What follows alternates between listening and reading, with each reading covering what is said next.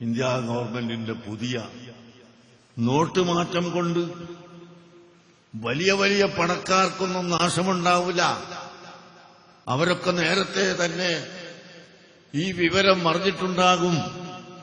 അല്ലെങ്കിൽ അവർക്ക് കുറെ അങ്ങ് പോയാലും വേറെയുണ്ടാവും.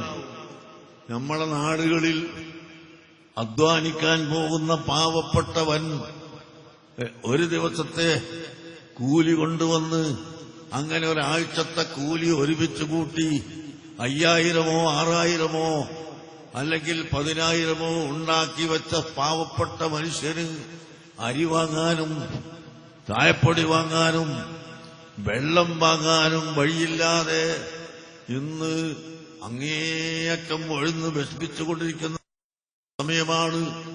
ഇന്ത്യ ഗവൺമെന്റ് ചിന്തിക്കുമെന്ന് നമ്മൾ മനസ്സിലാക്കുന്നു. ജനങ്ങൾക്ക് അല്പം കൂടി അവധി നീട്ടിക്കൊടുക്കുകയും അതാ വെയിൽ കൊണ്ട് റോട്ടിന്റെ നടുവിൽ വീണ് മരിക്കുന്നു ജനങ്ങൾ.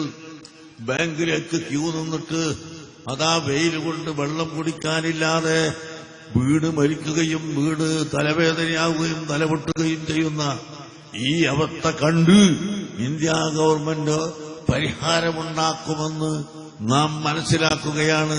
ഗവൺമെന്റിനോട് നമ്മൾ പറയുന്നു, പരിഹാരമുണ്ടാക്കിയേ പറ്റൂ.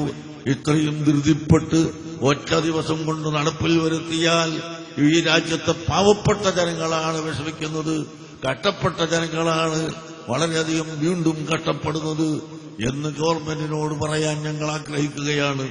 പ്രിയപ്പെട്ട മുഅ്മിനീങ്ങളെ, എന്തൊരു ബുദ്ധിമുട്ടിലാണ്, എത്ര സ്ഥാപനങ്ങളാണ് പൂട്ടിപ്പോയി. ഒരു ദിവസത്തെ അരിയും പഞ്ചസാരയും ചായപ്പൊടിയും വാങ്ങിക്കൊടുക്കാൻ കാശില്ലാത്തതിന്റെ പേരിൽ സ്ഥാപനങ്ങൾ ഇതാ പൂട്ടിക്കൊണ്ടിരിക്കുന്നു, കമ്പനികൾ പൂട്ടിക്കൊണ്ടിരിക്കുന്നു, എത്രയോ ജനങ്ങൾ മരിച്ചുകൊണ്ടിരിക്കുന്നു. ഇത് ഗവൺമെന്റ് അറിയുന്നില്ലെന്ന് വെച്ചാൽ ഇവിടുത്തെ നേതാക്കളൊക്കെ ആ വിവരം ഗവൺമെന്റിനെ അറിയിച്ചിട്ട് ലോകത്തുള്ള മുഴുവൻ ജനങ്ങൾ കൂടി അറിയിച്ച് എല്ലാവരും അറിയിച്ചുകൊണ്ട് ഗവൺമെന്റ് ഇതിനൊരു പരിഹാരം കാണാൻ സാധിക്കണമെന്ന് കൂടി ഈ സമയത്ത് ഓർമ്മപ്പെടുത്തി ഞാൻ എന്റെ വാക്കുകൾ അവസാനിപ്പിക്കുന്നു.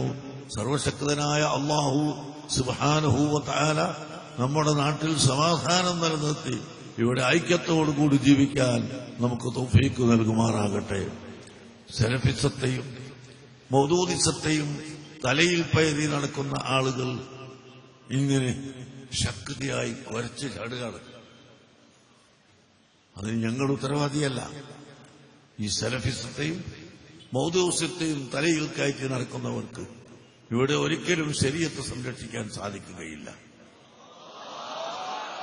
അതില്ലെങ്കിൽ മാത്രമേ ശരീഅത്ത് സംരക്ഷിക്കാൻ സാധിക്കുകയുള്ളൂ.